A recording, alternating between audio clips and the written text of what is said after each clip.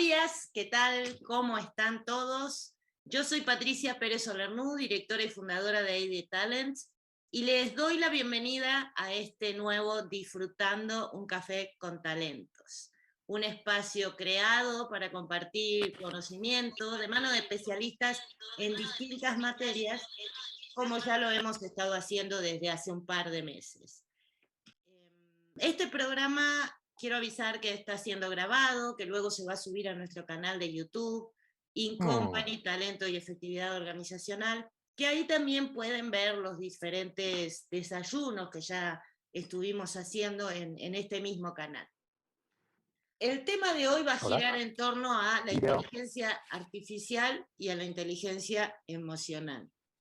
Y nos acompaña el maestro en desarrollo organizacional Miguel Ángel Gurrola, fundador de TCPS Research Institute. Es formador, es escritor, es conferencista y está ahora en directo desde Alemania. Bienvenido, Miguel Ángel, ¿cómo estás? Hola, hola. Muy buenos días a todos y a todas. Y a todas. Bueno, y también está Eduardo Valencia, que es People y Data Analytics Manager, que tiene más de 20 años de experiencia en analítica, es consultor, también es conferencista, es escritor, ahora se va a presentar un poquito más y lo vamos a conocer un poquito más. Y en este momento está conectado directamente desde España. Por eso estábamos diciendo, ¿no? El protocolo español en cuanto a la espera y todo eso. Bueno, bienvenido Eduardo también, ya estuvimos hablando, te damos la bienvenida formal. Muy bien, gracias. Bueno, bienvenidos bien. Al resto de la gente que se han animado a la mañana a unirse a esto. Sí. Y nada, cuando quieran, pues encantado de comenzar. Ok. Pues okay. Tengo una presentación por allá y igual aprovecho para hablar. Esto de la inteligencia artificial, a mí me toca la parte de inteligencia artificial. Exacto. Y probablemente hablaré más desde esa perspectiva. Pero como todo es incierto en este mundo, pues yo voy a preferir casi que hablen ustedes más que yo. Un poquito voy a presentarme, un poquito les voy a contar unas cosas y luego me gustaría preguntarles algunas para que ustedes me respondan. ¿De acuerdo? Okay. Entonces, ¿pasamos con la presentación? Sí, ahora los invito, a todos también a que ya se preparen, ya vamos a empezar por supuesto con Eduardo, nos va a presentar esta introducción, va a abordar algunos cuestionamientos que son, por ejemplo, los que hemos ido anunciando en la publicación, como por ejemplo, ¿qué implicaciones va a tener la inteligencia artificial en nuestro futuro profesional? Ya te dije, viste, estoy medio trabada hoy, es que son muchos idiomas. Me cuesta el castellano. Claro. Bueno, claro. Vamos a empezar y después vamos a seguir, por supuesto, con Gurrola, con Miguel Ángel Gurrola también en relación a la inteligencia emocional. Pero voy a presentar esta serie de láminas que me compartiste. ¿Voy por ahí? Perfecto, sí. Yo voy a ser muy rapidito, ¿eh? No. Sí, no, es algo... Aquí tenemos que charlar. Yo quiero escuchar lo que piensa la gente que está aquí, más que lo que yo puedo decir, porque, bueno, pues yo tengo mi opinión, pero no es tampoco... Pues es una cosita muy breve sobre inteligencia artificial. Vamos a ver, primero me presento un poco, ya me has presentado, pero bueno, pues yo llevo muchos años dedicados a esto. Vamos al siguiente. Y a esto de la inteligencia artificial realmente, que ha cambiado, si quieren saber la opinión de una persona, vamos a la siguiente diapositiva, y si quieren oír la opinión de alguien que lleva muchos años en esto ha cambiado muchas veces de nombre. Antes, durante muchos años en el siglo pasado, finales del siglo pasado, inteligencia artificial era un término reputado. Y luego de repente como que no fue tan popular y algunos departamentos de universidad cambiaron de nombre directamente. Dijeron, en vez de inteligencia artificial vamos a llamarle, no sé, Business Analytics o algo por el estilo. Es a lo que me dedico y les voy a dar una visión desde, bueno, pues desde la experiencia que tengo. Trabajo diariamente en estas áreas. Vamos a la siguiente, sí. Como yo no puedo pasarlas, pues eso. Además de ser conferenciante, he escrito libros sobre especialmente la inteligencia artificial y algo que me gusta a mí llamarle así, ciencia de los datos aplicados al área de recursos humanos, que es donde, digamos que he desarrollado más, sobre todo pues, a nivel de consultoría, pero también de libros, de cursos. Es mi área de especialización. Oirán también, bueno, también trabajo mucho en el área de salud, farmacia, pero básicamente lo que más conozco es precisamente este área de recursos humanos y específicamente inteligencia artificial, o si lo prefieren, ciencia de los datos. Vamos adelante. Esto es un cuadro para intentar colocar la inteligencia artificial. Yo podría darles una definición muy rápida y es, básicamente intentamos que programas de software hagan cosas inteligentes y sobre todo, excepto algunas cosas que vamos a ver un poco más oscuras, sobre todo lo que hacemos es automatizar cosas. Entonces, de forma que la vida de las personas, pues en esas áreas menos creativas, pues se sustituyan por software, a veces software combinado con algo más físico, como un robot, etc. Una definición que pueden utilizar es esta. A mí este cuadro es el que más me gusta y básicamente la inteligencia artificial se coloca dentro de las ciencias de la computación. Ya ven ahí el siguiente círculo, o sea que hay cosas de computación que no son realmente inteligencia artificial, pero dentro de la inteligencia artificial pues tienen todo esto que tiene que ver con aprendizaje automático, con esa cosa que se llama deep learning, que es un tipo de aprendizaje automático. El aprendizaje automático no son otra cosa que programas, que algoritmos que aprenden cuando les lanzamos más datos. Y hay desde una de las cosas más sencillas, pero que también es aprendizaje automático, que habrán oído hablar, pues una regresión. Pues una regresión es una cosa que se hace en Excel directamente y va acumulando datos y va tomando mejores decisiones, sobre todo en el entorno predictivo. Entonces, todo lo que es deep learning, que es un tipo de aprendizaje automático, es a su vez inteligencia artificial. Y luego ven, hay que aprender ciencia de los datos, pues hay como una intersección entre ellos y esa cosa que está fuera tiene que ver más con el conocimiento, nosotros llamamos del negocio, que básicamente sería de recursos humanos. Hay áreas de recursos humanos que directamente no son inteligencia artificial, pero el conocimiento de ello es imprescindible para la ciencia de los datos. La ciencia no basta solo con utilizar inteligencia artificial, hay que saber de recursos humanos. Vamos hacia adelante, porque ahora son ustedes los que tienen que responderme, porque yo sé algunas cosas de estas, pero ustedes también saben. Miren, esta es una pregunta para ustedes. No, yo ni lo sé. Si les digo la verdad, solo puedo tener mi opinión. Pero quería saber qué piensan ustedes si realmente la automatización creará más empleos de los que destruirá. Y se lo advierto que yo no lo tengo absolutamente claro, pero lo que sí no es la respuesta definitiva, pero esto es una encuesta que tuvo unos resultados. Díganme lo que piensan ustedes. A ver cómo podemos preguntar vayan diciéndolo espontáneamente o si no, Patricia, pues le preguntamos a alguien de los que están allí directamente. Sí, ¿Va a crear o va a destruir? El que quiera levantar la mano y si no, activar su micrófono con toda confianza. Ya lo activé, buenos días. Hola, buenos días. Jesús Orduña. Falta una opción D, en la que tendríamos que decir, creará más empleos para análisis de datos y eliminará empleos que tienen que ver con procesos automáticos. ¿Y el cómputo global?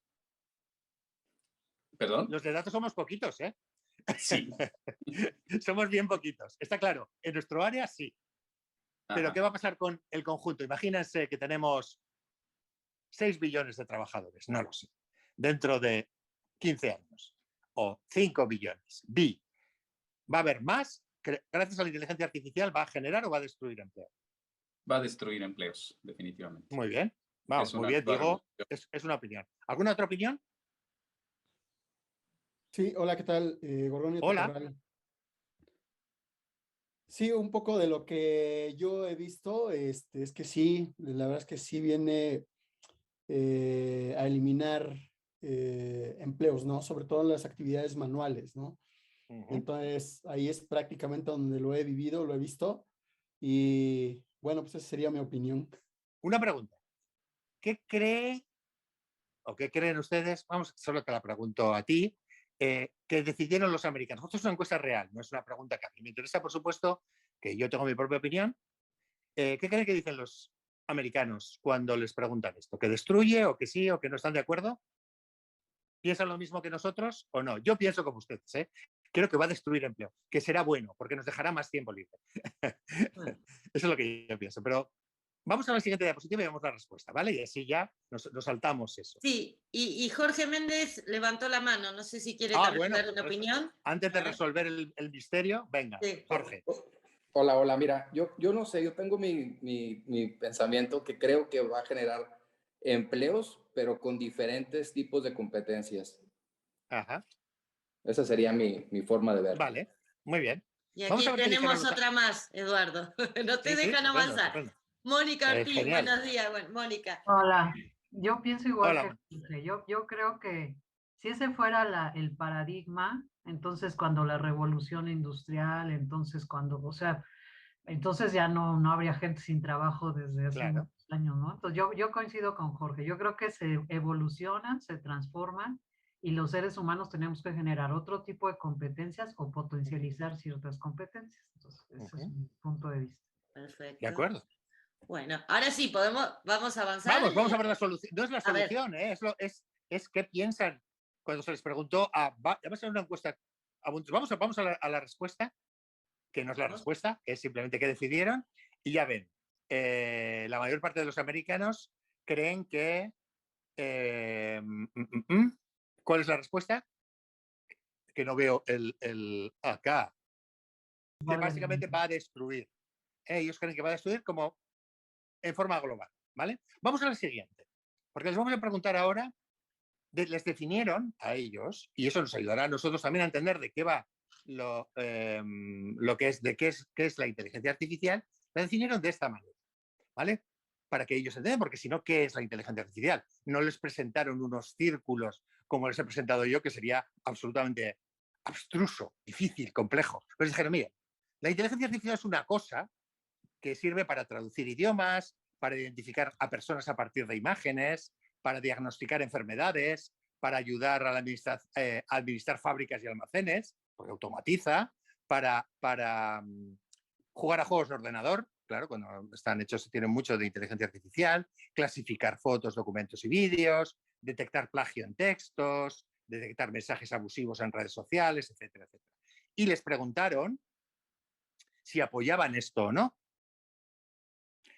Y ustedes, si tienen esto, ¿qué creen que ya les pregunto? Mira, directamente. ¿Qué dijeron los americanos? ¿Que apoyaban o que no apoyaban esto? Aunque destruye empleo. ¿Qué crees que dijeron? ¿Que sí o que no? Que apoyaban.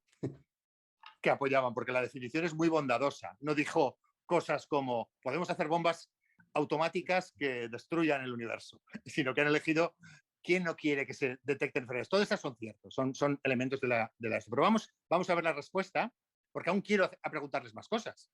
Y es que no paro. Sí. Entonces, básicamente, la pregunta es, ¿están de acuerdo con esto? De si apoyo a la inteligencia artificial o no, o ni a favor ni en contra. Vamos a la siguiente diapositiva y vemos la respuesta de, ¿vale? Básicamente están en desacuerdo, en acuerdo. Es decir, les parece que, bueno, pues está bien la inteligencia artificial. Vamos a la siguiente. ¿Saben quién es? Es Elon Musk, que es un personaje controvertido y es el director de Tesla, claro. Es una persona muy polémica y lo que nos dice él dice que los robots nos van a robar el sueldo y que más vale que el gobierno nos pague el dibujo es mío, no es de Elon Musk. No he elegido ese porque él lo eligiera, es como el robot despidiendo a alguien de la cadena de montaje, etcétera. Vamos al siguiente. Aquí ya dice que en realidad la inteligencia artificial puede causar la Tercera Guerra Mundial. Y ahora les voy a preguntar una cosita más. Sigamos a la siguiente. ¿A qué no saben de dónde es? Él dice que los robots, la inteligencia artificial, ¿saben? Esta fábrica que ven, robots por todos lados, ¿verdad? ¿Saben de dónde es? ¿Cómo lo van a saber? Pues es Tesla. Armadora. Es Tesla. es una foto de Tesla. La inteligencia artificial, los robots que nos van a quitar los puestos, esto es una foto de Tesla. Elon Musk es un personaje controvertido, cuando menos. Esto es Tesla. No me lo he inventado ni lo estoy falsificando, para que entiendan dónde estamos realmente. A pesar de sus opiniones, esto es Tesla. Vamos al siguiente. ¡Oh! Me he quedado en blanco. Oh, No, vaya atrás, sí, es intencionado. Básicamente, se lo quiero preguntar. Como yo no tengo las respuestas, quiero preguntar. Me lo he dejado en blanco. Como no sé, ¿qué implicaciones creen que tendrá la inteligencia artificial en su trabajo diario? Ya que te tengo ahí en el vídeo, dime a ver qué te parece. ¿Cómo crees que te cambiará la inteligencia artificial tu vida me imagino que trabajas en recursos humanos? ¿Más o menos?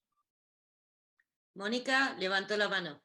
Sí. No, Vale. Cuando viene la pandemia, no, bueno, nos ayudó increíblemente a gestionar a las personas. Incluso Bueno, muy bien. implementé el reloj checador que ya sabes, con Sí. el de cara en tu lugar.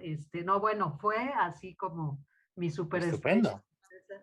Y la otra, lo muy, muy importante, gracias a eso pudimos tomar decisiones rápidas de plantillas, de reducción de salario, de cuánto, proyecciones y demás. Interesante. Las personas desde fuera pudimos controlar a las personas en home office, sus objetivos. No, la verdad fue así. Estupendo. Cayó increíble para gestionar a la organización en este tiempo Muy bien. complicado, ¿no? De acuerdo. Vamos a la siguiente diapositiva, que seguro que es del mismo nivel que esta, o sea, 0, como mi mente en blanco. Vamos a la siguiente, que es la última, ya vale, de no decir nada. ¿Qué habilidades creen que se necesitan para adaptarse a este nuevo mundo en el que la inteligencia artificial está entrando probablemente en todas las esferas del área de trabajo, de las personas, etc.? ¿Qué habilidades creen que se necesitan? Vamos a otra persona que nos dé alguna respuesta. Estaba Jesús levantando la mano, pero no sé si para esta pregunta o para la anterior. Es igual, porque da igual.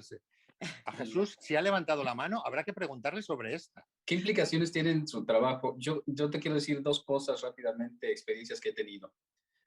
Una, en la Facultad de Psicología de la UNAM hicimos un diagnosticador de las habilidades de estudio de los estudiantes. Ajá. Estuvimos trabajando algo que se llamaba simulador en redes neuronales y que no era otra cosa que darles un patrón a que reconociera el software y que nos arrojara ese reconocimiento de patrones, y ya cuando lograba el software reconocer las entradas y las salidas, le podíamos dar un caso nuevo y nos lo diagnosticaba. Fue una experiencia interesante que tuvimos. Alguna vez dejé un proyecto en la Secretaría de Gobernación que no se llevó a cabo, pero que era precisamente un diagnosticador de las preliberaciones de los reos. Se tiene que liberar el sistema penitenciario y tenemos que hacer un análisis factorial de cuáles eran esos factores, como ser indígena, que aquí tiene que ver con costumbres, claro, que no sea contra la salud o que no sean asesinatos. Y entonces, de todo el censo que teníamos, el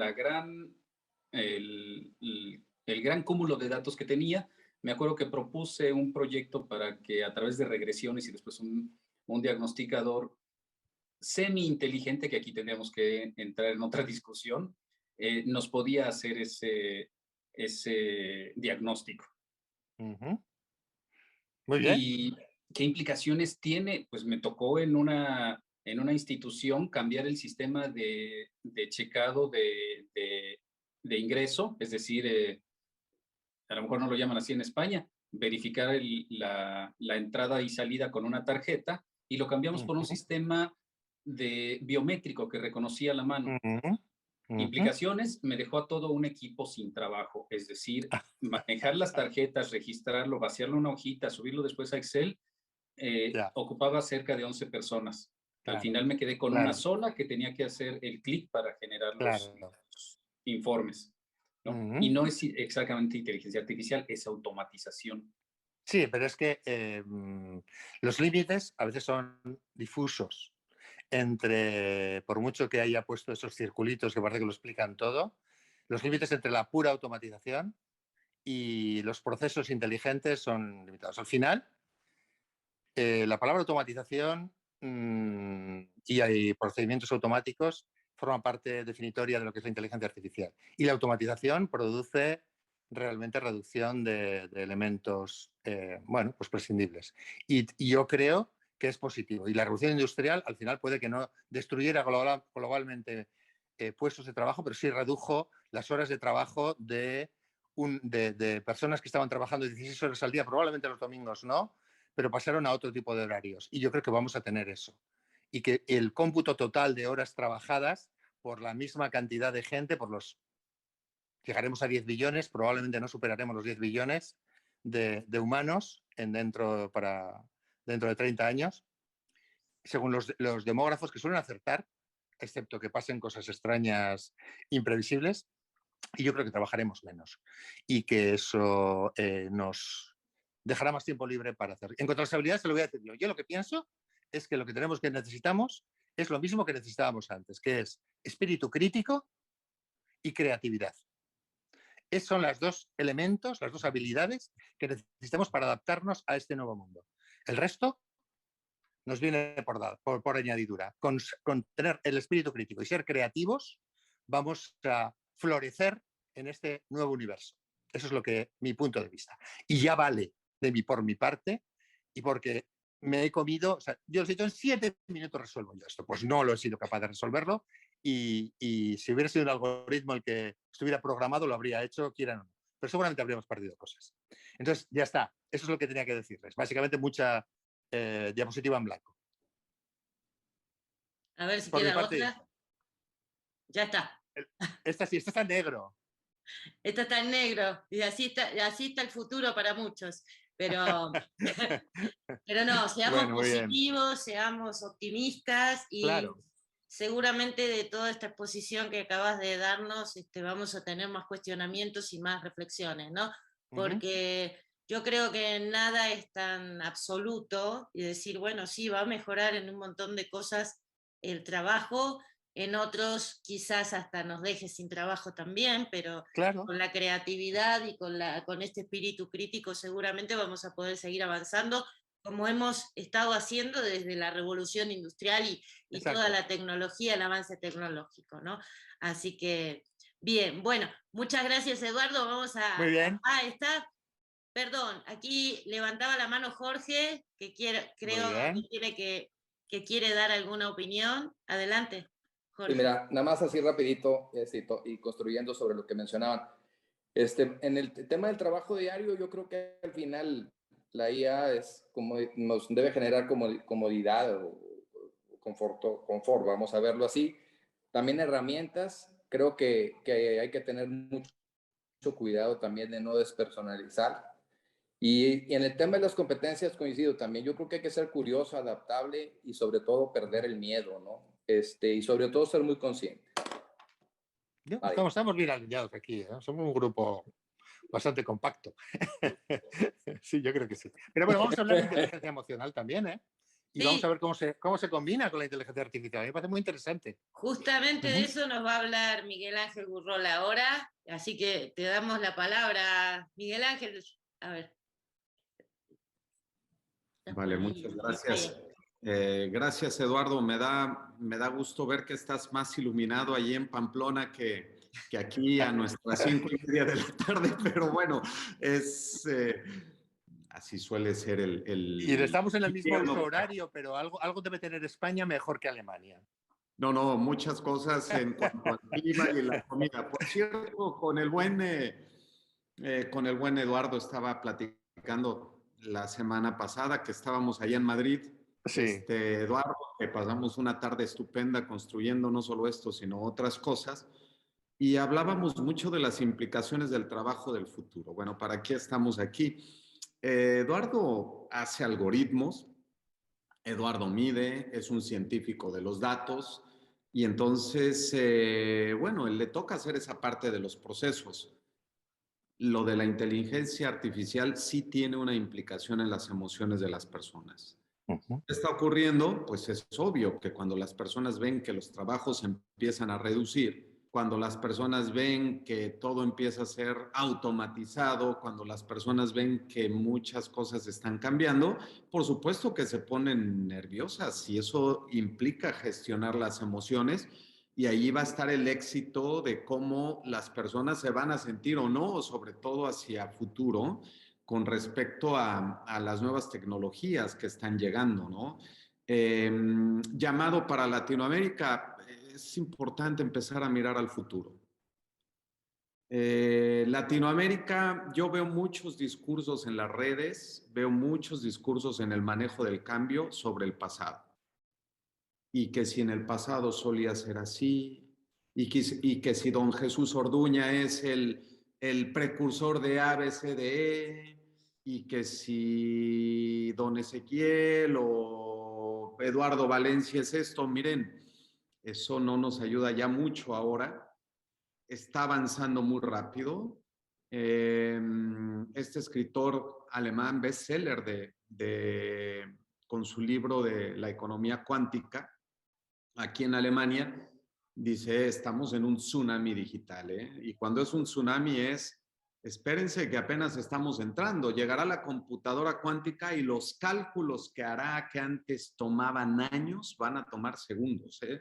Eso habrá que preguntarle después a los expertos de tecnologías de la información, pero el tema de la computadora cuántica está todo lo que da. Por cierto, España está rankeada en el último censo que se hizo de la Unión Europea como el 9º lugar de los países en digitalización, inclusive por arriba de Austria, que está en el lugar número 10. Hay que mirar al futuro y hay que adaptarnos hacia el futuro. Es decir, lo que ya traíamos, créanme que no sirve de mucho, ¿eh? Los edificios funcionan de manera inteligente, aquí en la oficina todo está automatizado. Es verdad, y así como te pasó, Jesús, y como lo que comentas, Mónica, la verdad es que esta automatización sí está reduciendo puestos de trabajo. Claro, va a haber otros que tendrán que ver con programación y otras cosas. ¿Cuántos? No lo sabemos, eso lo vamos a ir entendiendo cada día con el tiempo. Lo que les quiero decir es la inteligencia emocional sí nos ayuda a navegar en medio de esta incertidumbre. Y cuidado, porque de inteligencia emocional se habla en todos lados y hay una confusión también tremenda, ¿eh? Ustedes saben que nosotros usamos siempre un balance adecuado, nos gusta dialogar, pero partir de las bases originales, de las bases científicas. Hablar de inteligencia emocional nos implica ir a Daniel Goleman, hay que leerlo, hay que entender qué es lo que está proponiendo. Su propuesta de la inteligencia emocional era para darle un poco de sentido a este nihilismo. Yo le agrego la palabra tecnológico, a este nihilismo tecnológico, a esta pérdida de sentido por la llegada de la tecnología. Y bueno, yo creo que a mí en lo personal me gusta mucho la manera en que lo aborda el doctor Hogan, Robert Hogan. Para mí la autoridad de la personalidad a nivel mundial, porque ha sabido hacer mediciones. Disculpen que me estoy regresando. Aquí está, ahora sí. Bien. Inteligencia emocional. La inteligencia emocional, al final de cuentas, en las organizaciones, ¿para qué nos tiene que ayudar? Para adaptarnos al cambio. El manejo de las emociones es fundamental, hay que tener mucho cuidado. Ya por ahí se empieza a hablar de nuevos términos y habilidades socioemocionales y otro tipo de cosas. Bueno, miren, la inteligencia emocional está muy clara. En el contexto que estamos hablando aquí en este espacio, pues sí tiene que ver con el crecimiento rentable a través de una transformación humana y cultural exitosa. La inteligencia emocional, ¿a qué nos tiene que ayudar? A crecer todos, que crezcan las organizaciones de manera rentable, que crezcan las personas de manera individual, que crezcan los equipos y que la cultura, por supuesto, que esté evolucionando. Definición, pues bueno, la capacidad de identificar y entender e influir en las emociones propias y de los demás. Fíjense aquí qué interesante es la inteligencia emocional. Claro que se puede medir. Yo les puedo decir que tenemos un número muy respetable de mediciones de inteligencia emocional en diferentes países del mundo y especialmente en países que pudieran ser considerados como escépticos alrededor del tema, que son los de habla alemana, donde está Alemania, Suiza y Austria.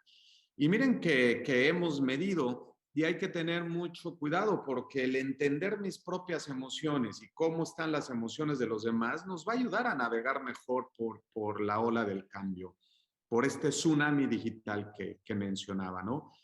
6 escalas de inteligencia emocional, 3 tienen que ver con el tema intrapersonal, 3 intrapersonales y 3 interpersonales, disculpen. Bueno, en las intrapersonales, ¿qué tenemos? Lo que en inglés le llaman self-awareness o conciencia. Es importante definir a qué nos referimos. Ya está la definición. Ahora, los factores, los elementos que están incluidos en esa inteligencia emocional, desde la parte interpersonal está la detección, el grado en que uno parece ser consciente de las emociones de otros. Si yo voy a trabajar, si yo estoy aquí, bueno, ¿cómo se están sintiendo los demás? El que tengo al lado, el que me está pasando al frente, aún en estas reuniones de tipo virtual, ¿cómo se sienten las personas? El poder detectar y poner atención a cómo se están sintiendo nos va a ayudar a generar sinergia. Segundo, influencia. El grado en que uno parece afectar intencionalmente los estados de ánimo, pensamientos y comportamientos de otros. Y la empatía. Se habla mucho de la empatía. Pongamos la empatía dentro del contexto de la inteligencia emocional, que es el grado en el que uno parece sentir lo que otros están sintiendo. Claro, está llegando la tecnología, personas que tienen que hacer el trabajo de una manera diferente, personas que tienen que cambiar totalmente, no solo la forma en que trabajan, inclusive algunos de profesión, fíjense lo fuerte que está haciendo esto. Ahí está el tema de poder contribuir y conectar con ellos para generar empatía de cara al futuro, ¿no? Ayudarles, conectar. Y en la parte intrapersonal, esta es el primer elemento de conciencia, en inglés se le llama Strategic Self-Awareness, el autoconocimiento o la conciencia. ¿Cómo estoy conectando yo con mis propias emociones? Y yo cómo me siento con todo esto que está pasando. Segundo, la regulación, que es el grado en que uno parece mantener estos estados emocionales positivos. Y tercero, la expresión, el grado en el que uno parece comunicar esos estados emocionales deseados a otros. Claro, si uno no expresa cómo se está sintiendo, esto que en inglés le llaman self-disclosure, que se refiere a, mira, me estoy sintiendo cansado, estoy saturado de estar tanto tiempo en la pantalla, fíjate que estoy muy cansado, visualmente no estoy bien, los temas de las migrañas que se empiezan a generar o cefaleas o dolores de cabeza por la exposición a medios digitales. También esta codependencia que se está haciendo de estos, de los teléfonos, de los iPads, de las computadoras, de todo. Hay clínicas especializadas ya aquí en Europa para desintoxicar a las personas de la exposición digital. Increíble, pero cierto, ¿eh? Ya hay en Suiza y son temas serios porque es una codependencia importante. Entonces, nuestras emociones hay que cuidarlas. Nuestra inteligencia emocional hay que desarrollarla. Hay que poner atención en estos 6 elementos. Primero, conocerme mejor, saber cómo me siento, tomar acciones concretas para desarrollar. Ahorita vamos a hablar de esto. Lo hemos medido en equipos enteros de multinacionales. Yo les puedo hablar ya de una muestra de más de 500 ejecutivos de más de 60 nacionalidades. Y cuidado, porque el tema de la inteligencia emocional se refiere a la personalidad y la personalidad es un fenómeno individual, no colectivo. Allí vamos a continuación. ¿Las culturas influyen? Sí, sí influyen en cómo manejamos las emociones. Les voy a dar un ejemplo desde el punto de vista de, ustedes saben que usamos el marco de referencia del profesor emérito holandés, el doctor Geert Hofstede. Bueno, los valores están de manera muy profunda y claro que la cultura a nivel nacional tiene una influencia en cómo vamos manejando las emociones, pero no lo es todo. Cultura y personalidad sí tienen relación y hay que aprender a diferenciar la influencia que cada una tiene en el comportamiento de las personas. Les doy un ejemplo muy concreto. En el caso de la cultura nacional, en una de las dimensiones nacionales del doctor Hofstede, bueno, nos damos cuenta de que México es el país más indulgente del mundo. Hay que expresar las emociones. Ese famoso Viva México le ha dado la vuelta al mundo. Ese famoso grito de independencia, bueno, es famoso. Muchos dicen la Big Party de México, la gran fiesta de México. Desde el lenguaje, me siento bien, increíble, fantástico.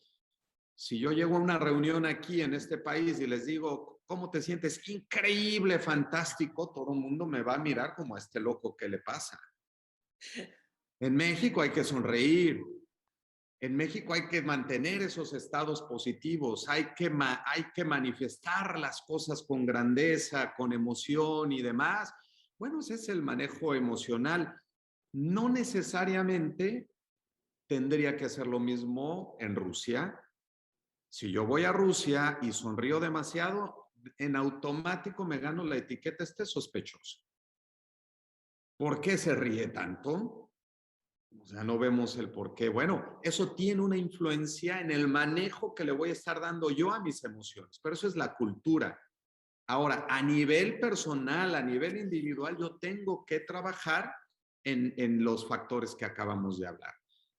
¿Cómo se expresan las emociones a nivel de símbolos, seres, héroes y rituales en las organizaciones? Claro, hay empresas que son más divertidas, donde se permite más el tener esta expresión emocional de cómo te sientes, el hablar de una manera más relajada, y hay otras que son mucho más estrictas. Entonces, vamos quedándonos con esto. Hay que trabajar con las emociones, sí, a nivel individual, y no hay que perder de vista la influencia que tiene la cultura en sus dos grandes dimensiones, nacional y organizacional, en las personas. Básicamente, este es el marco de referencia para entrarle al diálogo. Espero que nos sirva ahora para empezar a dialogar aquí con el grupo. El mensaje es, sí es muy importante gestionar las emociones de la mejor manera y más ahora. Y sí hay que seguir investigando, hay que seguir midiendo. Yo les estoy hablando de inteligencia emocional desde la perspectiva del doctor Hogan. Y sí les quiero decir, les estamos hablando desde la dimensión de la personalidad de ejecutivos, desde CEOs de compañías del Fortune 500, toda la línea hasta el mando medio y los young talent, los jóvenes, los emerging leaders que les llaman, los líderes que están emergiendo, que están iniciando. Y créanme que en toda la muestra se van a dar cuenta que el manejo de las emociones es fundamental y sí tiene diferencias en función de las personas. Y cuidado, porque dentro de cada cultura también varía la inteligencia emocional. Cuidado con ponerle una etiqueta a los alemanes que no son buenos, por ejemplo, en inteligencia emocional, o a los japoneses que son, por ejemplo, a nivel nacional son más cuidadosos en lo que expresan. No, cuidado, ¿eh? Hay personas dentro de la distribución de esta campana de Gauss que están en el cuarto cuartil, en el tercer cuartil, por arriba de la media mundial. Es decir, cuidado con estereotipar a partir de las emociones. Hasta aquí esta parte. Adelante.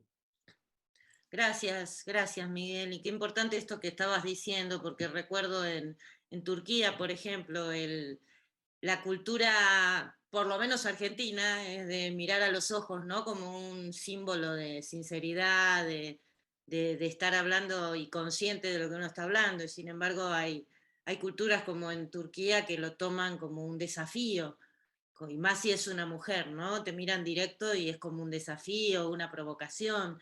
Entonces sí hay que tener cuidado con estos estereotipos que decías de no rotular a las distintas culturas, porque hay que entender un poquito más cómo lo viven y ser más empáticos justamente con eso.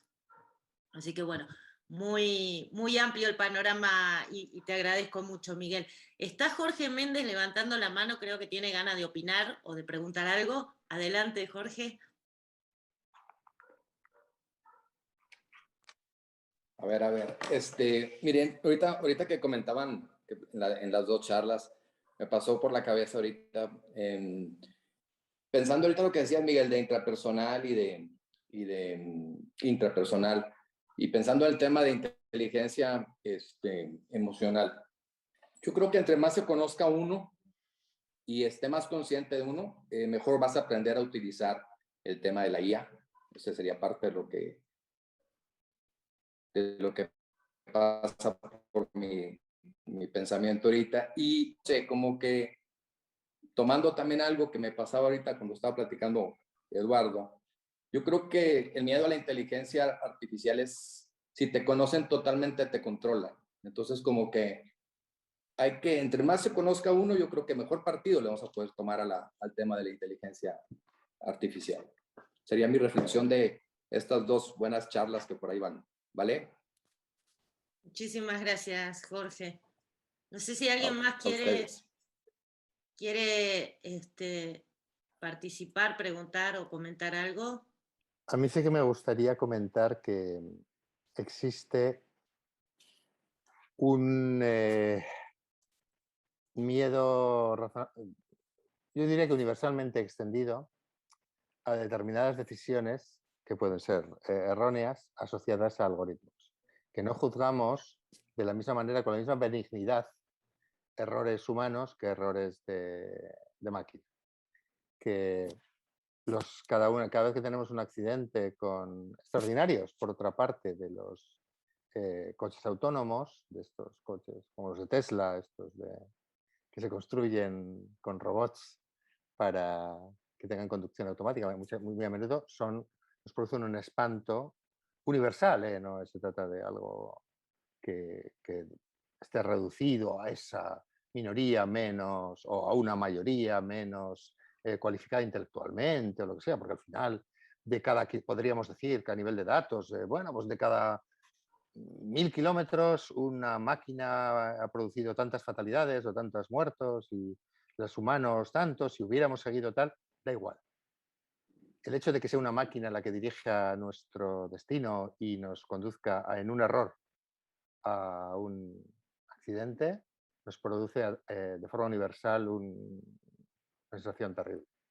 Y hay muchos ejemplos, han mencionado cómo se podría mejorar mucho el mundo en un montón de decisiones, incluso decisiones, yo creo que, no sé si era Jesús el que ha comentado sobre prisiones y los jueces son seres que en todo el mundo, sobre todo donde se ha estudiado con mucha precisión, que es en Estados Unidos, de una variabilidad extraordinaria en sus decisiones. Y la mala suerte de que te toque el mal juez te puede llevar para el mismo delito de 2 meses a 10 años.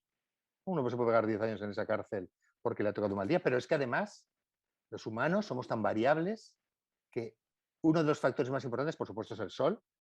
Si hace buen día son más benignos y no sé si lo comentamos el otro día, pero que gane el equipo local el lunes te garantiza estadísticamente una benignidad en la sanción frente a que pierda. Entonces, si los lunes es un día peligrosísimo, si se juegan los partidos en domingo, claro, un día muy peligroso porque te puede llevar abajo o arriba.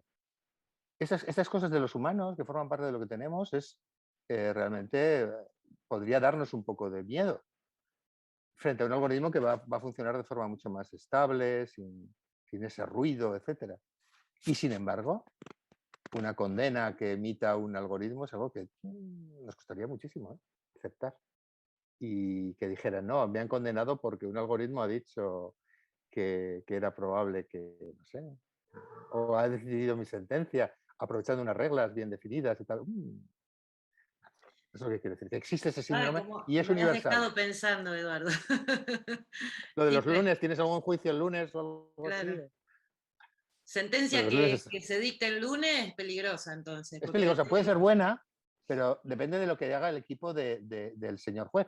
Claro. Y luego tampoco, claro, tenemos garantía de que sea seguidor no sé, de algún equipo de fútbol, por ejemplo, de Ciudad de México. Igual resulta que él se fija en Puebla y entonces lo que haga lo de Puebla es lo que cuenta, porque es lo que le va a afectar en su decisión. Esto está muy estudiado porque puedes, en un país como Estados Unidos, tienes 400 millones de habitantes, donde tienes, por supuesto, equipos locales de todas partes, y condenas sobre el mismo juicio, está muy estudiado, pero en otros países también.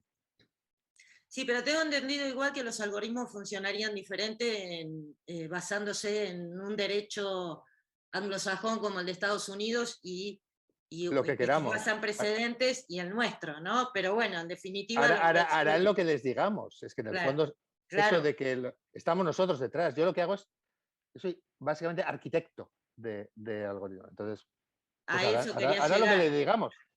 Porque en definitiva, claro, en definitiva somos nosotros los que ordenamos al algoritmo, los que estamos automatizando o incorporando la inteligencia emocional a todas nuestras profesiones. Y con los límites que queramos, que limite los sesgos, que evite esto, algo que con los humanos evidentemente no podemos hacer. Seguro. No puedo entrar en el señor juez y decirle, olvídese del resultado del equipo local. Yo se lo puedo decir, pero es algo que está grabado, interiorizado, etc. En cambio, en el algoritmo puedo leer lo que está haciendo y veo si está limitando un sesgo o si está provocándolo o si está dejándolo libre y al final lo tomará. Todo eso lo puedo explicitar, lo puedo leer. Yo puedo leer lo que está haciendo, puedo limitarlo. Entonces, tengo más control en el fondo. En cuestión de la justicia nos otorgaría un poco más de seguridad jurídica para el caso. Pero bueno, no nos fiaríamos. No nos fiaríamos. Sí, está complicado. Mónica Ortiz está levantando la mano. No sé si quiere comentar algo respecto a lo que dijiste, Eduardo. A ver. No, bueno, no lo que dijo Eduardo. Yo ahí sí estoy aprendiendo mucho. No es mi expertise. Más bien lo que dijo Miguel Ángel. Yo sí creo que nacemos con el disco duro en blanco y la cultura, los papás, los paradigmas, lo que sea, ¿no? Nos van alimentando y después ya de grandes, si tiene que ver con neurociencia y el cerebro plástico y y muchas cosas, no es tan fácil, les suena bien romántico decirlo, y entonces yo creo que sí es un tema de la persona de tomar conciencia y de trabajar. A veces solito no se puede. Eso es una cosa que tiene que ver con lo que dijo Miguel Ángel, o sea, la cultura, yo la verdad creo que los paradigmas religiosos, sociales, familiares, lo que viviste, que tiene que ver con lo que viviste tú, con tu experiencia de vida. En fin, hay tantas cosas en nuestra cabeza que decir, no, voy a trabajar inteligencia emocional, no es fácil. Muchísimas gracias, Mónica. No sé si alguien más quiere agregar algo. Sí, Miguel. Algo importante y es verdad, y gracias por el comentario, Mónica. Es bien cierto lo que se dice. Hay muchos cambios en el mundo y trabajar inteligencia emocional requiere tiempo, requiere ayuda y también requiere que las personas que nos ayuden estén muy calificadas en el tema. También mucho cuidado allí de caer con cualquier persona. Yo te voy a ayudar a trabajar la inteligencia emocional. Yo diría, primer indicador, mírenles la vida.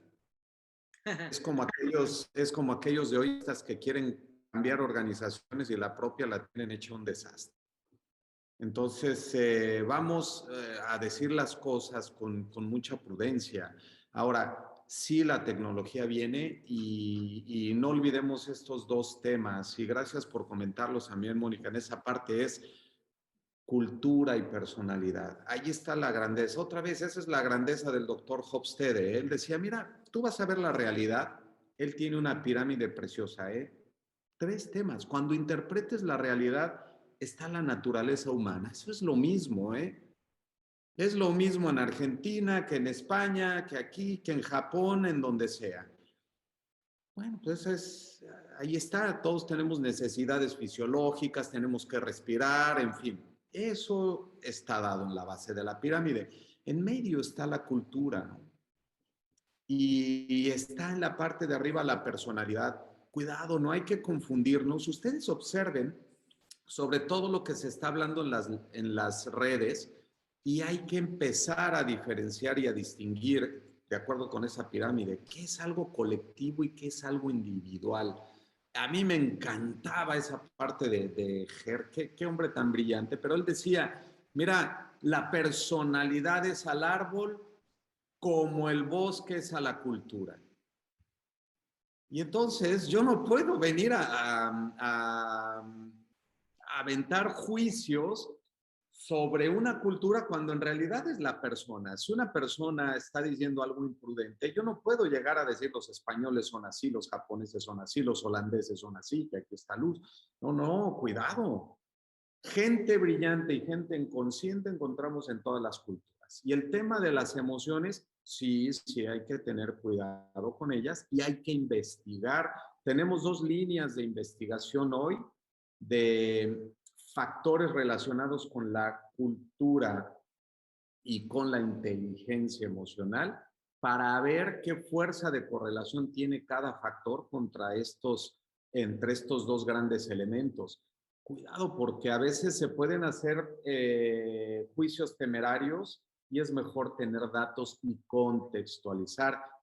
Por cierto, el primer estudio sobre estas habilidades socioemocionales que se ponen de moda y ahora hay que hablar de habilidades socioemocionales, bueno, también cuidado, lo acabamos de hacer gracias al Encuentro Mundial de Valores de Monterrey, una institución que tuvo esa visión de echar adelante esto. La hicimos con Herman Littlewood, uno de los mejores investigadores mexicanos por mucho, con sus 13 doctorados en el Politécnico, en la UNAM y en la Universidad de las Américas, y yo hablo así de él, de nuestro investigador Herman, porque hay que empezar a reconocer también a la gente que hace investigación seria alrededor de los temas. Y miren qué encontramos, que si a la gente se le entrena, y hablando de inteligencia artificial, mi querido Eduardo, el self-directed learning, que se alimenta mucho de esta parte de inteligencia emocional y los datos y lo que estamos recopilando de la participación de los estudiantes, muestra mexicana, 16,000 personas tuvimos en el Learning Management System, en la LMS, 16,000 personas, se generó un instrumento, 10 habilidades socioemocionales y hay correlación positiva que a mayor educación de las personas en sus emociones, mayores niveles de bienestar. Ya hay datos. La primera investigación en Latinoamérica y una de las primeras en el mundo, que lo hicimos por petición de la Organización de las Naciones Unidas. ¿Cuál es el siguiente paso? Ahora hay que usar cómo la inteligencia emocional, cómo esas habilidades socioemocionales, cómo están teniendo o no correlación con los factores de la cultura, tanto a nivel nacional como organizacional, pero hay que investigar, hay que traer datos y bueno, en eso estamos, nos tomará algún tiempo y seguiremos investigando, pero miren, aún en México se hace investigación de una calidad extraordinaria donde el Charity of Compassion, la Life University y la UNESCO están muy contentos con esta parte. ¿Por qué? Porque en México se hace también investigación de calidad. ¿Hacia dónde vamos? Hacia seguir descubriendo cómo van esos temas. Y hablar del doctor Hogan y hablar del doctor Hofstede, que son los dos grandes referentes en el tema en el mundo, o de los principales, para no descartar a otros grandes contributores, y junto con el gran Edgar Schein en el mundo anglosajón, claro que sí. Bueno, necesitamos mirar al futuro y ahí, Eduardo, utilizar la inteligencia artificial y los algoritmos para investigar más rápido. Que miren aquí la grandeza, la inteligencia artificial a que nos ayuda a hacer investigación de calidad. Ahorita estamos obteniendo datos así. Acabamos de correr un scan de cultura organizacional gracias a la inteligencia artificial de 27,000 personas. Lo obtuvimos en dos semanas y los resultados, los cortes, hacia unas cosas que uno dice, wow, bueno, pues hacia allá vamos. Hay que utilizar la tecnología a nuestro favor, pero hay que trabajar las emociones para que no nos abrume y no digamos, qué miedo. Y sobre todo para nosotros los latinos, que somos colectivistas y que si yo les muestro aquí la oficina y no hay nadie, bueno, créanme que para un latino no es tan sencillo, ¿no? vamos hacia adelante. Entonces, inteligencia artificial es fundamental, tiene un impacto. La cultura tiene una influencia en cómo se desarrolla la inteligencia artificial, tecnológicamente hablando. Pregúntenle a los japoneses y a los alemanes y a los suizos y a los escandinavos y a los holandeses. Y además, en la parte de las emociones hay que distinguir los niveles y los problemas y darles contexto. Si es colectivo, es cultura; si es de la persona, tiene que ver con la personalidad, y la inteligencia emocional pertenece a ese nivel individual, y claro que también se puede medir de manera colectiva. Entonces, vean todos los cruces y posibilidades que tenemos, y yo quería aclarar eso ahí construyendo sobre lo que comentábamos. Wow, sí, son montones de cosas, Miguel. Nos quedamos, por supuesto, yo ya tengo varios temas en los que ahondar. Aquí Jorge Méndez propone un tema interesante también, quizás, no sé si lo está refiriendo a otro café o ahora, pero la idea de él es ética e inteligencia artificial. Bueno, sí. Allí, Patricia, importante. Y Eduardo, si pudieras, miren, ahora que estuvimos en Madrid la semana pasada, allí con el buen Eduardo, estuvimos creando.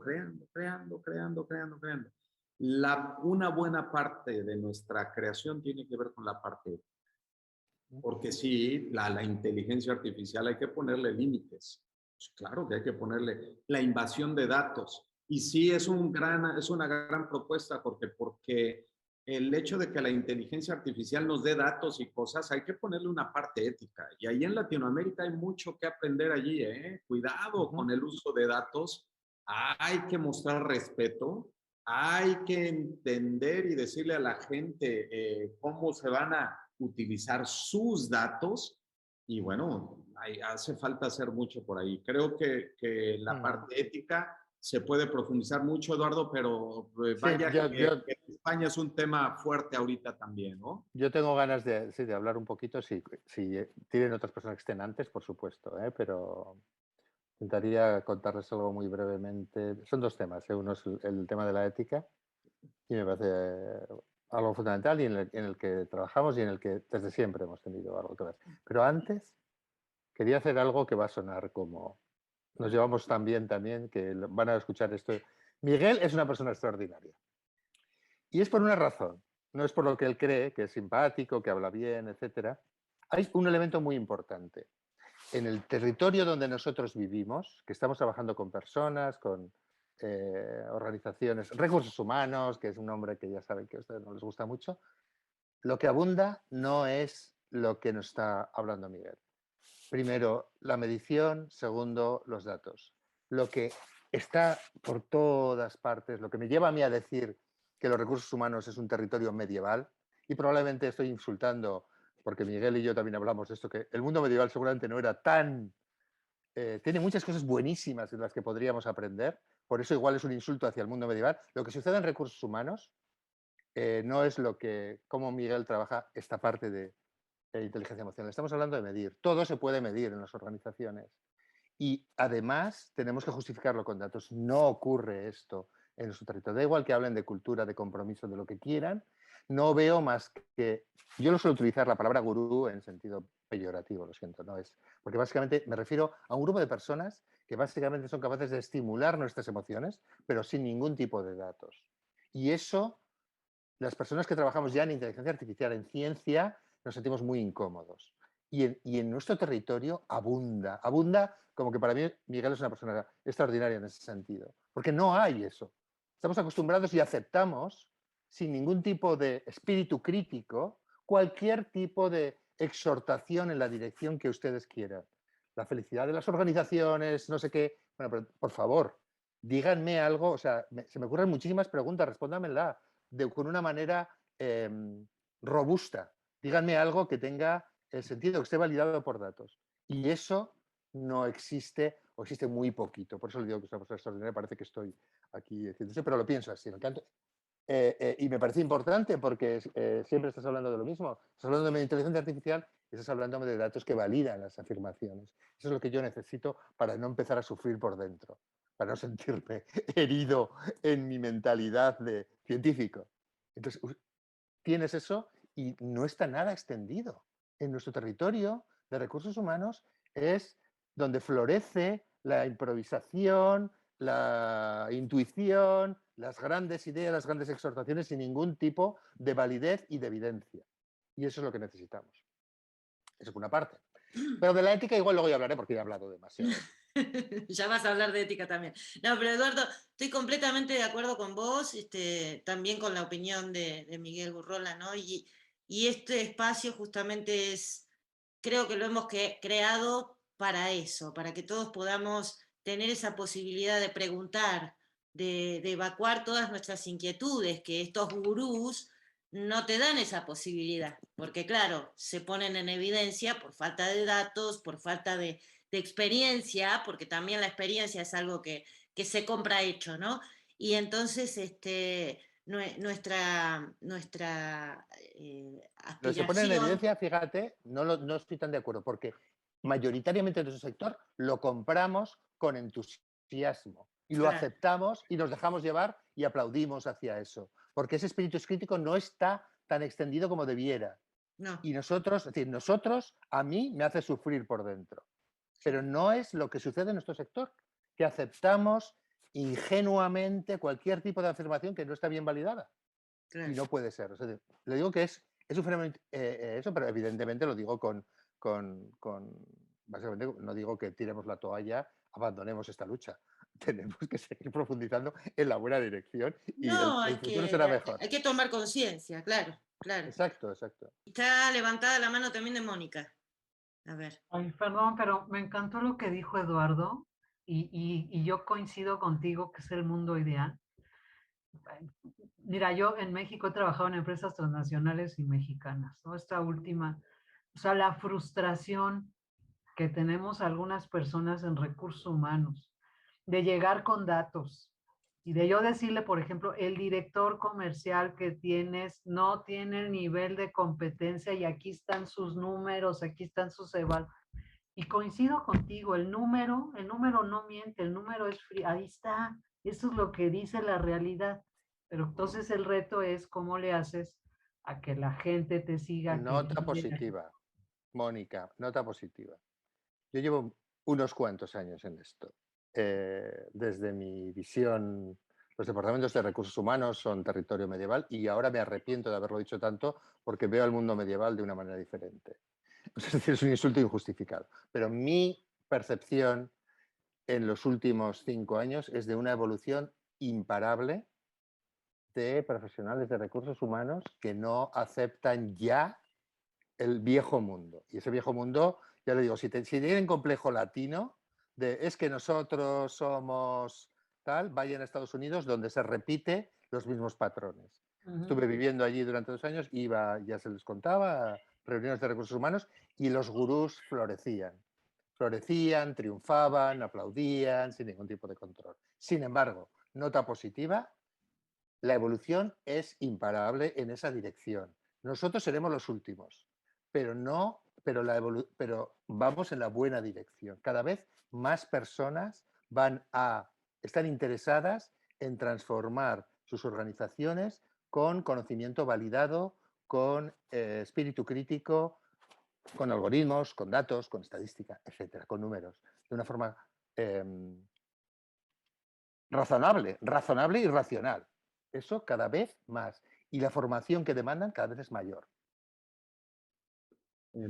Datos importantes para mis queridos colegas latinoamericanos. Es verdad y lo hemos dicho. Yo creo que en prácticas de capital humano, en el caso de México, yo alguna vez afirmaba que estábamos muy atrás como país y alguien me decía, ¿cómo cuánto? Le digo, mira, menos de 30 años no creo, pero entre 20 y 30 seguramente, porque los esquemas que hoy son modernos y que se hablan aquí, pues en Suiza estaban hace 30 años, en los Países Bajos, uno de los países más digitalizados del mundo. Y miren, país pequeño, menos de 10 habitantes, hablando de datos, por ahí, más o menos. Imagínense, países de 10. potencia agrícola exportadora del mundo. Dice, bueno, pues miren, aquí está Luz, ella puede certificar que aquí estos morrones deliciosos, pápricas que vienen de los Países Bajos, bueno, los mandan a todo el mundo. Pero dejen de eso, la economía, el poder, el manejo de datos, la decencia con la que las políticas te tratan en una organización, cómo se maneja la confidencialidad, cómo en la educación se están formando los líderes, bueno, hacia allá va. La nota positiva es, nosotros, digo, no comento nombres de empresas por confidencialidad ni datos de empresas siempre, pero en México hemos tenido intervenciones en los últimos años, transformación cultural, promedio 3 años y medio. Grandes compañías, Y dentro de recursos humanos, gente con unas ganas de aprender, lo que dice Eduardo, durísimo. Es verdad, hay que seguir trabajando, Eduardo, porque la masa crítica todavía no está allí, pero unas ganas de aprender y a ver, dame datos y a ver, vamos a hacerlo por aquí. En otra ocasión, cuando hagamos el segundo tema de cultura, Patricia, con Luz, va a ser importante pedirle a Luz que nos regale datos nada más para que vean lo que hay detrás de la investigación del doctor Hofstede. Se van a ir de espaldas, cómo empezó con estos cuestionarios sencillos ahí en IBM. Fíjense, estamos hablando de 1965 hasta la fecha, donde han habido réplicas y réplicas y réplicas. Y yo recuerdo que él decía, antes inclusive, muy lúcido, antes de dejarnos ir al otro mundo, él decía, no, es que mi trabajo ahí está, yo lo que quiero es futuro, que esto sirva para que al futuro existan mejores puentes. Entonces, hay que ir hacia allá, y en la inteligencia emocional hay que medirla. Claro que por eso, hoy puse el framework con el que lo hemos medido. Los clientes en México que nos conocen, les hemos dado sus diagnósticos individuales, grupales, no saben cómo destraba la comunicación en los equipos. Lo hemos hecho en Latinoamérica, en otros países. Lo que les quiero decir es, hay que apostarle a la curiosidad intelectual, hay que apostarle al rigor, hay que evolucionar, y la inteligencia artificial hay que verla como una aliada para seguir desarrollando cosas. Y curioso, para la inteligencia emocional, la inteligencia artificial ayuda. Les pongo un ejemplo. Hay personas que en autorregulación no lo estaban haciendo muy bien y demás. Bueno, hay una empresa aquí en Alemania que trabaja con la farmacéutica más grande del mundo en Suiza. Y bueno, ¿qué están haciendo? Oye, es que en este tema de regulación y el estrés, miren, unas pulseritas que le pusieron a las personas, y las personas estaban viendo en todo momento en dónde estaban su pulso, su nivel de estrés y todo. Con esa simple app redujeron de manera significativa el ausentismo, en más del 50%, solo en darle datos a la gente de estar sabiendo qué está pasando con mi cuerpo y mis emociones. Por citar un ejemplo, hay muchos más, pero creo que por allí va. Adelante, Luz. Sí, gracias, Miguel. Lo que quería añadir, y no sé si lo mencionaba hace 2 semanas, pero hay una palabra en español, en México, superarse, y no conocía esta palabra. Y los mexicanos tomamos un rato para explicarla a mí, porque para mí el concepto de superarse fue extraño. Y creo que esta es una cosa muy latino, que a veces olvidamos, el concepto de superarse. Y Eduardo, me gustó mucho lo que dijiste sobre medir, porque muchas veces hay consultores que lo aplaudamos, que lo pagamos, muchos, pero es por nombre, no es por nada más. Y muchos de ellos vienen de países individualistas, de Holanda, Países Bajos, Alemania, sobre todo los Estados Unidos. Pero olvidemos lo que estás haciendo ahorita, Patricia, es formar este conocimiento, cómo hacerlo, cómo cambiar una organización, cómo medirlo, pero de un punto de vista colectivista, y no depender de estos consultorios que vienen de una cultura completamente diferente. Y te agradezco, Pati, porque este grupo creo que aprendieron mucho de estos. Muchísimas gracias, Luz, y bienvenida, que no tuve oportunidad de saludarte cuando entraste, pero nos da mucho gusto que estés aquí con nosotros y que también contribuyas, ¿no? con todo esto que estamos haciendo, de distribuyendo más información, más conocimiento, abriendo temas que no se hablan normalmente y que nos plantea todas estas cuestiones, ¿no? De a ver cómo preguntamos y cómo hacemos para saber un poquito más. Yo estoy muy agradecida. Habíamos dicho 1 hora y media ya, porque 1 hora no alcanza en estos desayunos. Quería también comentar que Jorge Acosta, que estaba anunciado para estar hoy, por cuestiones de trabajo no pudo asistir. Los ponentes de hoy quieren cerrar con alguna reflexión final este desayuno. Yo les doy la palabra, no sé, Eduardo o Miguel Ángel, cualquiera de los dos que quiera comenzar. Eduardo, vamos. Eduardo, Ello. a ver, por ello, Eduardo. Vamos, tenía muchas cosas que decir, pero hay una. Y porque siempre yo creo pero que... Pero habla lento, Eduardo, porque si no... hablo muy rápido. Oh. Bueno, no sé si les ha pasado a ustedes que... Bueno, yo no hago más que quejarme. Ya ven que soy una persona que está todo el día pataleando, etcétera. No soy yo. En realidad es un personaje que he creado para este contexto. En realidad no soy así, no me quejo de cosas, pero me voy a seguir quejando. No sé si les ha pasado a ustedes esta palabra de los intangibles. Básicamente las cosas que no se pueden medir. Es una palabra favorita en nuestro mundo. Es que estos son intangibles, las personas no se pueden medir, etc. Solo quería decirles que en ciencia el concepto de medir no es exactamente igual que tomamos una regla y vamos midiendo. Básicamente, en ciencia es una aproximación mucho menos ambiciosa sobre medir y básicamente significa reducción de la incertidumbre. Eso es medir. Cualquier procedimiento cuantitativo que contribuya a la reducción de la incertidumbre es medir. Entonces, en nuestro territorio hay muchas cosas que dicen, no, esto es un intangible, aquí no podemos entrar porque somos personas, no sé qué tal, y esto no. Podemos medir todo, absolutamente todo se puede medir porque va a significar una reducción de la incertidumbre. Entonces, en esa aproximación, que a veces yo la utilizo para las personas o las organizaciones o los directivos que están en ese punto de no, es que allí no podemos entrar porque o no lo vamos a hacer bien, etc. De no saber nada a saber algo, estamos midiendo, estamos reduciendo la incertidumbre por métodos cuantitativos. Y los cuantitativos tiene un desempeño, es mucho más funcional que la intuición, etc. Eso es lo que quería decir. Y lo he dicho despacio, esta vez. Lo dijiste Nunca claro. más, luego se me olvida y me acelero. Y con una dicción perfecta, Eduardo. Muchísimas gracias. Muy bien, gracias. A ustedes. Y si querés, Miguel Ángel, unas palabras de cierre. Sí, muchas gracias. Eduardo, le dedicamos un muy buen tiempo también a hablar de la hermenéutica y de la analogía. Eduardo, además, es un gran filólogo de allí del País Vasco.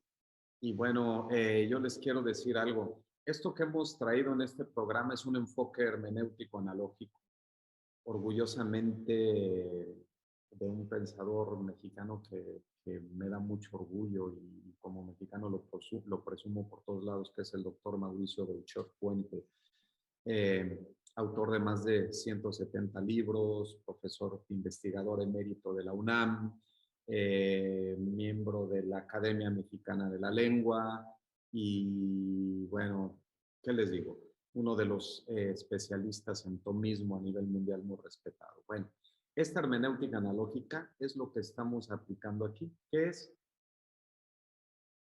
una manera de interpretar el contexto. La hermenéutica es el arte de interpretar textos, escritos, hablados o actuados. Listo. Y analógica, ¿por qué? Porque parte de la analogía, que la analogía es proporción. Si se fijan, es la proporción. Y miren lo que hemos hecho en este programa. Hemos guardado la proporción y es lo que hacemos siempre, tanto Eduardo como un servidor. Ciencia, la parte dura, rigurosa que tenemos acá y la búsqueda del sentido. Y este proceso dialógico, esta tensión dialéctica que bueno, por algo estos 200 años de gloria del pensamiento alemán, que el buen Eduardo no me dejará mentir, viene de allí. No hay que asustarse, hay que entrarle a lo científico con todo, sin miedo a los números, y hay que entrarle al tema de las emociones, las interpretaciones, la búsqueda del sentido y, claro, la medición y el diálogo, la búsqueda de sentido deben de estar en equilibrio, porque de esta tensión vamos a llegar siempre a algo proporcional que es analógico. Por eso, ya después de más de 15 años de aplicar este tema de hermenéutica analógica a mejorar la efectividad bajo un enfoque de sentido humano, pues nuevamente está aquí. Es lo que estamos haciendo. No les adelantamos más, estamos trabajando más en una contribución que llevamos haciendo aquí con el buen Eduardo para poder agregar valor a esta función de talento y efectividad organizacional, ayudando a mover del medievalismo. Bueno, hablabas de recursos humanos, hay excepciones muy valiosas en la función, y se reía también diciendo, y dentro del cambio en esta disciplina del desarrollo organizacional, bueno, pues ahí estaría un poquito todavía atrás del medievo, mi querido Eduardo, ¿eh? Entonces, lo que nosotros estamos trayendo aquí es dos consideraciones de decir, la inteligencia artificial hay que aprender a utilizarla a nuestro favor. Hay ciencia, los datos son importantes, las mediciones son importantes, y la parte emocional nos tiene que aportar mucho para adaptarnos, para navegar, para crecer. Y cerraría diciendo, y no nos perdamos en esto, los retos que hoy enfrentamos, tanto desde la inteligencia artificial como la inteligencia emocional, se manifiestan en un contexto o en una cultura, y hay que darnos cuenta qué es colectivo y qué es individual. Y si es individual es personalidad, y si es personalidad es yo, y si es colectivo pues somos nosotros. Entonces, no digamos que un problema es de nosotros cuando soy yo o viceversa. Eso es lo que yo cerraría por aquí como una contribución a dialogar. Y Patricia, gracias por los espacios que estás generando para aprender. Y si se fijan, aquí no venimos nadie como dueños de la verdad, venimos a dialogar. Se ponen las cosas, y con los temas que se irán tratando en los cafés posteriores y Eduardo en el siguiente que haremos con Patricia, donde hablaremos específicamente de, a ver, ¿qué es lo que tengo que aprender yo como profesional del talento de efectividad organizacional para ser efectivo? Específicamente en medición, ¿qué? Bueno, se los vamos a compartir muy pronto.